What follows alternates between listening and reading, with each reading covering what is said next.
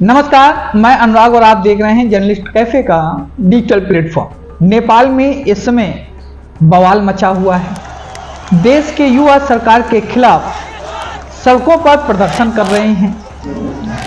बता दें कि सरकार ने देश में व्हाट्सएप, फेसबुक, ट्विटर, इंस्टाग्राम समेत 26 सोशल मीडिया प्लेटफॉर्मों पर बैन लगा दिया था, जिसके बाद युवा साथी सरकार के विरोध में आए और सड़कों पर जमकर प्रदर्शन किया, जिसमें से करीब 20 से अधिक लोग मारे जा चुके हैं। लेकिन इन सब के बीच आखिरकार बढ़ते उग्र प्रदर्शन को देखते हुए सरकार युवा प्रदर्शनकारियों के आगे झुकी और अपना फैसला वापस लिया। इतना ही नहीं, नेपाल के प्रधानमंत्री केपी शर्मा ओली ने आदेश दिया कि सोशल मीडिया से बैन हटा लिया गया है। लेकिन इन सब के बीच अब सवाल यह उठ रहा है कि क्या यह प्रदर्शन अमेरिका और चीन के इशारे पर हो रहा है, या हम नहीं कह रहे, क्योंकि 3 सितंबर 2025 को बीजिंग में चीन ने एक सख्त प्रदर्शन किया था, वो भी एससीओ बैठक के बाद। दुनिया के 26 देशों के नेता शामिल हुए थे। इन्हीं में नेपाल के प्रधानमंत्री केपी शर्मा ओली भी थे, जो गर्मजोशी के साथ चीन के राष्ट्रपति शी जिनपिंग से हाथ मिलाते हुए नजर आए थे। चीन की इस ताकतवर परेड के महज 5 दिन के बाद नेपाल में भूचाल मच गया। 8 सितंबर 2025 को नेपाल जल उठता है। देश की युवा जनरेशन ZN यानी 1995 के बाद पैदा हुई आबादी, जो महज केवल इंटरनेट और सोशल मीडिया पर ही आधारित है, उन्होंने सरकार के खिलाफ सड़कों पर उतरकर विरोध प्रदर्शन किया, संसद भवन का घेराव किया। इन सब के बीच जब प्रदर्शन उग्र हो गया तो प्रधानमंत्री ने सड़कों पर सेना को उतार दिया। लेकिन सवाल यही नहीं खत्म हुआ। कहा जा रहा है कि सरकार का यह फैसला भी लगता है चीन और अमेरिका के कहने पर ही हुआ है।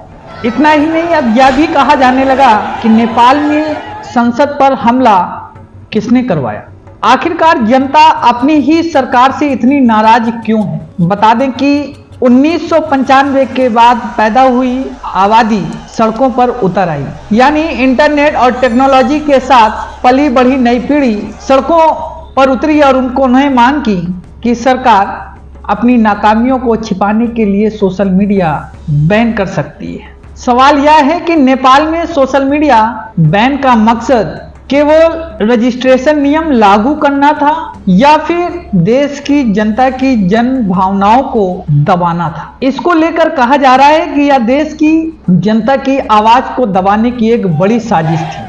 नेपाल में शुरू हुआ जनरेशन जी रेवोल्यूशन सिर्फ सोशल मीडिया का मामला नहीं है, यह युवा की उस पीढ़ी का विद्रोह है जो अब कह रही है कि देश हम चलाएंगे। आपको याद होगा कि इससे पहले कुछ हाल बांग्लादेश में भी देखने को मिला था, जहां 5 अगस्त 2024 को वहां के युवाओं ने तत्कालीन प्रधानमंत्री शेख हसीना के खिलाफ इसी तरह का विरोध प्रदर्शन किया था और शेख हसीना को तत्काल प्रधानमंत्री पद से इस्तीफा देकर भारत आना पड़ा था।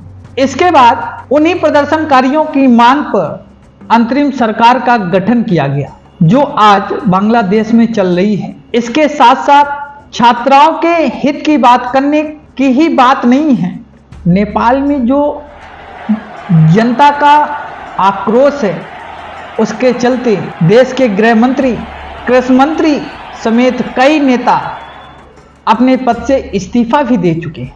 तो अब क्या यह माना जाए कि जब सरकार देश की जनभावनाओं के साथ खिलवाड़ करने लगती है, तब क्या केवल एक ही विचार है, सड़कों पर प्रदर्शन करना?